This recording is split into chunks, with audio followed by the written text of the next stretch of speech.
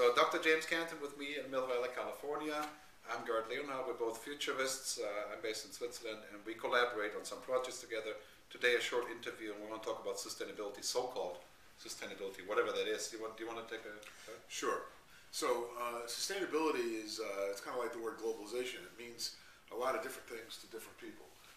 Sustainability, I think, has to do with everything from the sustainability of social accountability, that the business practices or organization practices are in keeping with law and right ethics, but also being attentive to the environment and being not a polluter, but a conserver, but also one that is paying attention to all dynamics of your supply chain, to your people, to what kind of waste or products you make that either contribute to a carbon footprint or they reduce the carbon footprint. I think this is a big part of what sustainability is today. And what, of course, our practice is to try to help companies and governments understand the sustainable planet and how that's important certainly to over 98% of the public, whether you're in Europe or the United States. Yeah, I think that I'm trying to define this with my, I have clients like the WWF, the World Wildlife Foundation, and Unilever and others, and you have some of the same, I think, as well. But some of the key questions here are, we've had this system to where profit and growth was it. I mean, basically the only thing that really mattered was profit and growth for your company, for yourself, for countries. And that is shifting because it's quite clear that we've reached a glass ceiling to, you cannot grow 10% a year as a company when your company already has 50,000 employees. That is quite hard to do. So we're growing from a higher place, unlike, say, Brazil or India, where they can still grow in this way. Right. So the problem is that we're shifting away from this profit and growth to some sort of more like a value circle than a value chain, right? So we're going around in circles trying to find other ways to grow like this rather than to go like that.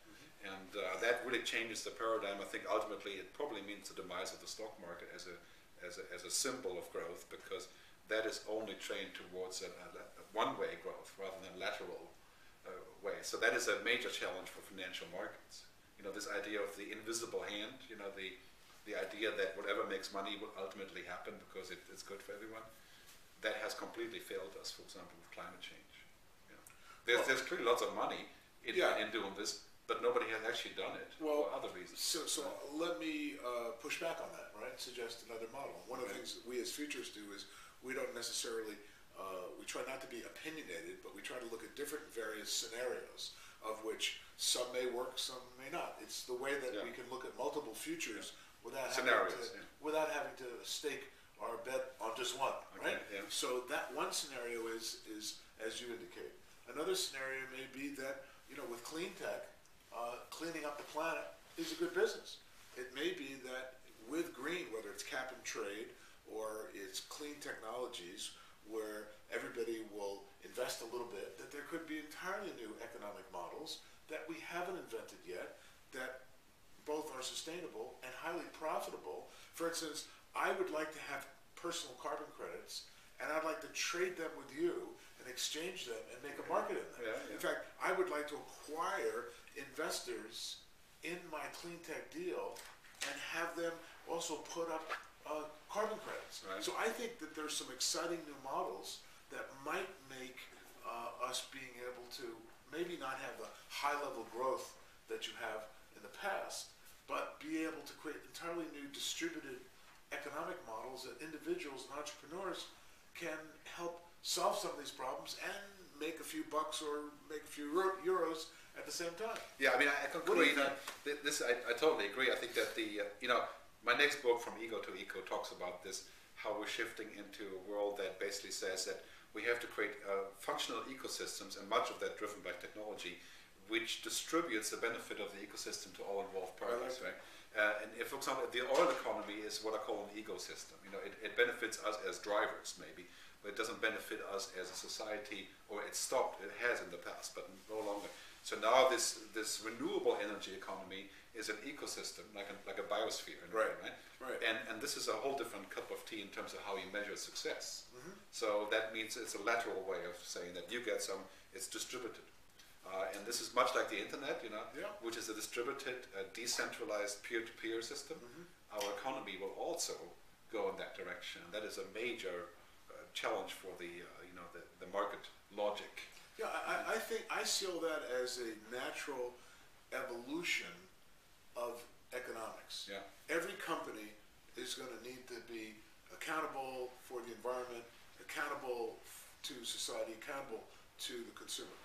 Clearly, though, and I think any futurist worth his salt would say, we as a global society have not yet made the commitment to change to be sustainable. And that's a real problem. And I have a forecast that says it's more likely that corporations, even more so than governments, because governments are always, what every government wants is to be elected again, right?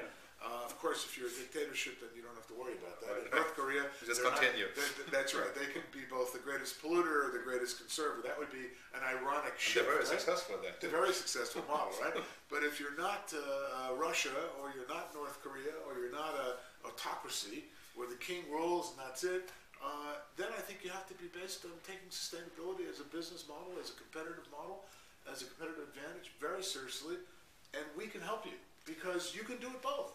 I think that this is, it's a paradigm challenge, right? So if sustainability and becoming sort of what's called the natural capitalism, that Jeremy Rifkin talks about, sustainable capitalism, that is an entirely different mindset, and that is becoming the mindset of the consumer. There's been lots of research on this saying that over 70% of consumers worldwide, this has been done by Edelman, I think, the number one objective to when they buy stuff is they want to know this company does the right thing.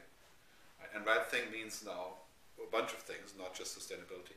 But so we're going to see that in 5 years. I don't think there will be a single company left that does not have this on their flag, that they want to do the right thing and make money. I agree. So I think the challenge as futurists with our clients, since we've been telling our clients for a long time, you need to get ready for this change is coming, is now, as the change is here, is to help them evolve, help them leverage green for competitive advantage, help them understand sustainability, because there's another dimension to this, which is if you're going to attract talent, and clearly I think we would agree that talent is what drives an organization's success. You have to have the right people.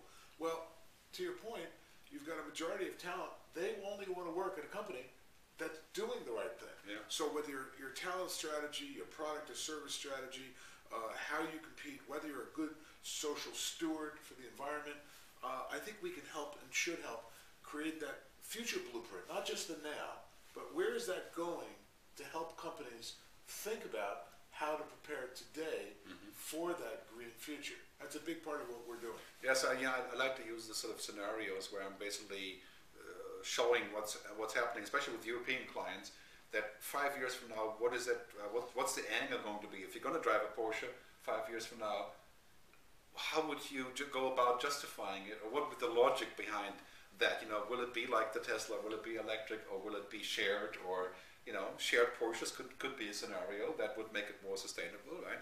Things like that. So maybe develop ideas that would be, not that I would want to share a Porsche, right? But I guess we'd have to change our minds on that too. But this is why Avis bought Zipcar now, right? Yeah. So, same thing. So out of those scenarios come the actions. That's right. But if you don't believe that the scenario is real, you won't do anything. That's right.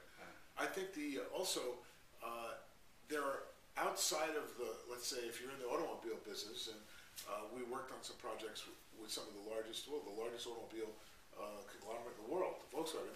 I think it's going to be very hard, and again, our job is to help clients who are stuck in their industry thinking to think outside of the industry so their own industry can be more sustainable.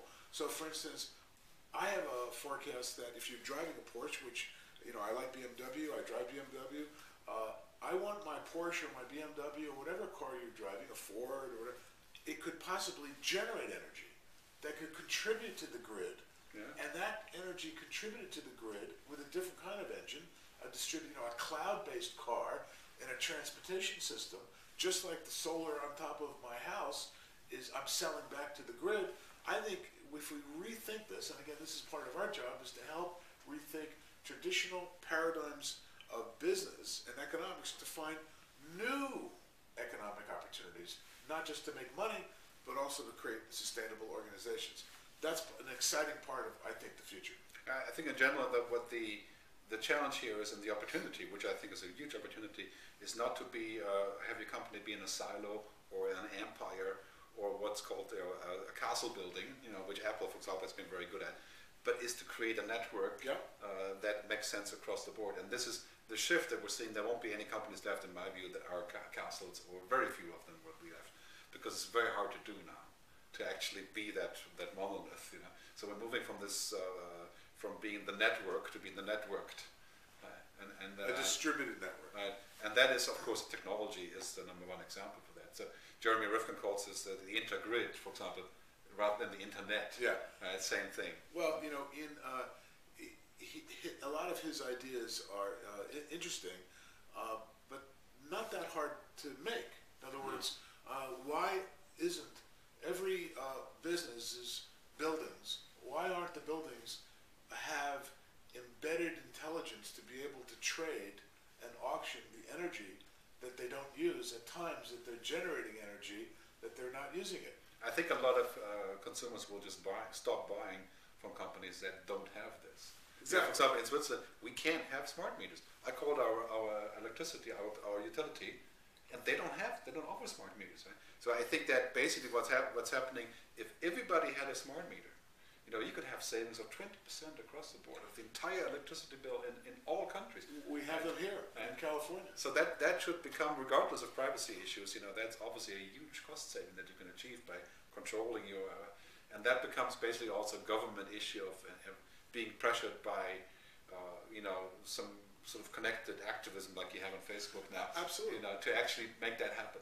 Yeah, I mean, I have solar panels that I've installed on my residence that I don't own. The financing company, the solar company owns them. I get a reduction in my energy, and I'm doing good things back for the environment. The rest of it, the energy they generate, I'm a distributed hub in a network that then shares that energy savings. It helps the grid, it helps me, and I get to contribute with many other community members in my neighborhood so that we're able to reduce energy. But we need that model for the planet, and businesses that understand it. This is kind of the early stage of this, don't you think? Absolutely. It's like being on the internet in 1994, and now we're here with sustainability in 2013. This is a huge opportunity. I think so. For all, no matter what business you're in. Absolutely. So, great. So it was nice to talk. Why don't you tell us quickly how people can find you? Oh yeah, so you can find me at globalfuturist.com or futureguru.com. Certainly I'm on Twitter, futureguru, or my website, and anytime you need to email myself or my colleague Gerd, tell them how to reach you. Okay, yes, well, my name is Gerd, G-E-R-D, and that's pretty much all you need to know. On the web, I'm number 2, right after the gastrointestinal reflux disease. That's the first one. So anyway, futuristgerd.com is my new website going online next week, and on Twitter I'm G Leonhard or Futurist.